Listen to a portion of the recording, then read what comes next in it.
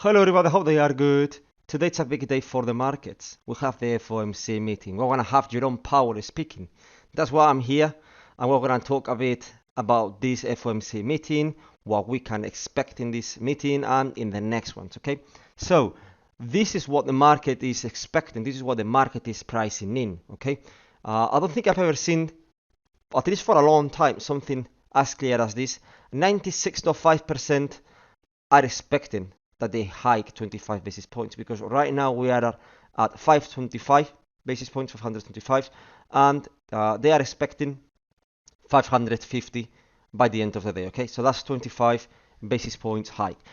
This has been, to be honest, quite accurate in the last few months, so I'm trusting this. I think anything else that it's not a hike of 25 basis points, it's extremely unlikely, so I'm not even considering that idea.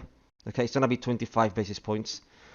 Then what it gets more interesting is what the market is expecting for the next meetings. Okay, and this is where today's Jerome Powell press conference is gonna be very interesting, because maybe what I'm gonna show you now can change. Okay, well, you know that in August we don't have an FOMC meeting, but in September we do. Okay, from September again. Now in September, what the market is expecting is to hold the interest rates at 550, okay? No change, all right? Only 20% are expecting a new hike, but this goes in line with the Fed has been doing before, okay? Because remember that in June, they paused. Now in July, they are hiking. In September, they are probably gonna pause. And in November, they're probably gonna hike. That's what the market is trying to understand, okay? You can see that in September, they set a 20% chances that they hike, but in November, those chances are higher, okay? 35%. So, I mean, this can change based on what Jerome Powell says today. I think that the statement is gonna be very neutral, and where we can get some clues is gonna be in the press conference, okay? So, I believe that the FOMC statement and the news of a new hike of 25 basis points shouldn't necessarily make the price move into one direction, okay? But what happens during the press conference will. So I recommend you to not trade until at least 30 minutes after the press conference finishes to avoid any unnecessary risk. And then that's when we can look for some clues. For example, they're probably going to ask him if there is going to be a new hike. Let's see what he says, because that question is going to change these percentages, okay? For September, November. And that's going to be very interesting. Also, what about the rate cuts? They're probably going to ask him, are you going to cut rates this year? Because, to be honest, here in December, I think that the market is, expecting a rate cut here. 57%, okay? They're expecting a rate cut. Or at least that's what I understand from this chart. Now, these are the types of things that you need to look for during the press conference. I just hope that it's not a boring one. Like, I think the previous one was very boring. I hope it's not boring. And he actually gives us some clues. But this is what everybody's expecting. Also, today there is not dot plot. The dot plot is the economic projections of the Fed. I want to have that in September. That happens every 3 months. So we got one in March. We had one in June, we're gonna have one in September and one in December. Okay, so today, 26th of July, don't expect a dot plot, because there is not going to be. It happens every 3 months, okay?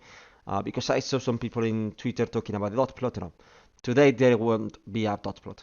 Now let me show you a different chart, okay? A follower called Philip sent me this chart to me. He made it, so here is his Twitter account, okay? That's the arroba. So thank you very much for sharing it with me and letting me use it in this video. But what I want you to see here first is that this shows Bitcoin, okay? So this chart over here, well, let me change the color because you don't want to see here, okay? Okay, this chart that you see over here, that is Bitcoin, okay? So I want you to focus in this chart over here. Okay, focus in this one over here. That's Bitcoin in linear mode. Now, this is the daily time frame in Bitcoin over here. And you can see that this chart is not fully updated, okay, it's from a few days ago. But you can see that Bitcoin did something like this, okay? And we are currently over here. You can see that here, all right? Now, let's see what Bitcoin has been doing in the past FOMC dates and CPI dates. That's when there is major news announcements. So the first thing that we can see is that Bitcoin is going up. Then you have CPI, okay? These dotted red lines, and Bitcoin makes a new high. Let's continue. Bitcoin is going up. Then you have the FOMC meeting, dotted green lines, okay? Then Bitcoin makes a new high. Let's continue. CPI date, okay? Bitcoin is going up. You have the news announcements of CPI. You got a new high. So you can see that Bitcoin is following the trend. Let's continue. FOMC meeting, okay? Bitcoin is going down. You have the FOMC meeting. Then you see a new low. Continue. FOMC date here, okay? Bitcoin is going up. Then you have the FOMC date and it makes a new high. You can see that this high is higher than the previous one, okay? Let's continue. CPI date, okay?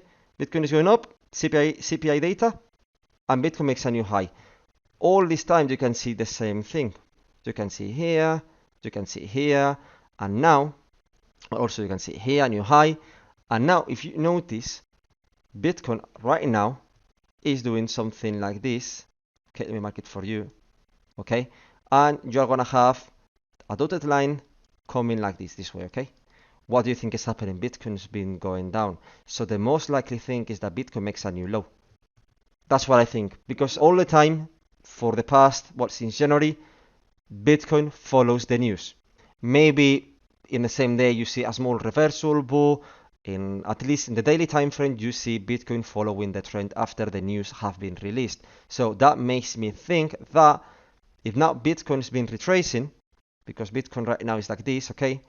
You see Bitcoin has been going down, and you have today more news. Bitcoin could make a new low in the next days.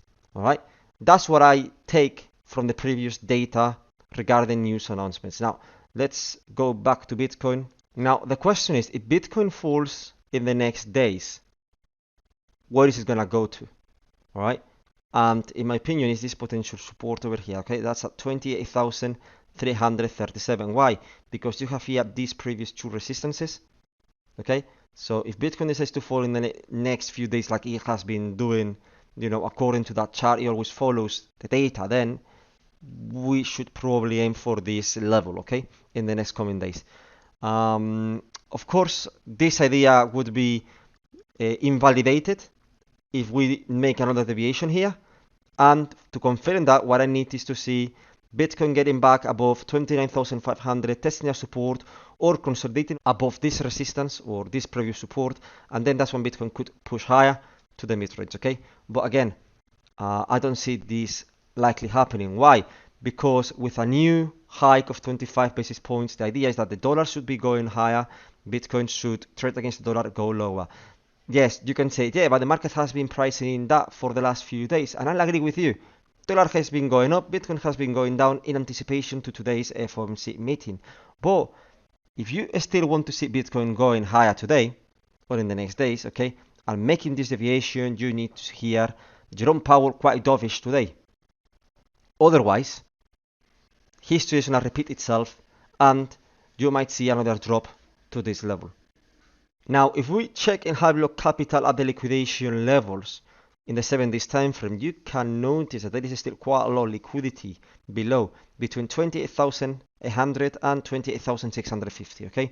So, if that's the case that they are set to bring price lower, then you can understand that these two spikes here, the lows, and this sideways, okay, above this zone, is basically to make the trader opening longs, so there is more long liquidations stacked in this zone. So you can see how the yellow bar gets brighter and brighter and brighter the more we consolidate here, okay? That's because they are trying to induce traders to open longs, okay, before bringing price down. That's what the narrative would say. So the only thing to invalidate this again is if Jerome Powell comes up today and he says, look, I think we're going to do this hike and no more. Okay, we're going to stop here. Maybe there are rate cuts this year. I'm not going to be that strict saying no to rate cuts this year.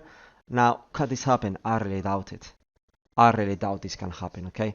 I think either it's going to be a really boring press conference, or it's going to be a really boring press conference, but we're going to hear Jerome Powell saying, yes, inflation is coming down, but the labor market is still very strong. So we have to be data dependent. There might be new hikes, because if we don't do new hikes, then there is a risk that inflation comes higher again.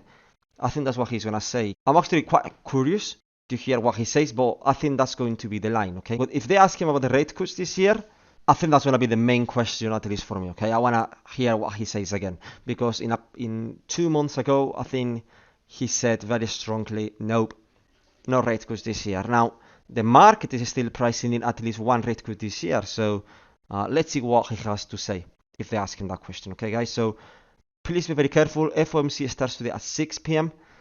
The press conference starts at 5:30 p.m. It usually takes around 45 minutes or so. So I would say that at least don't trade until 7:30, okay? 7:30 UTC time. That's pretty much everything, guys. Be very careful today. Try to close out your positions before the data gets released to avoid any spikes in price, okay? And I wish you the best. Thank you so much for watching, and I'll see you soon.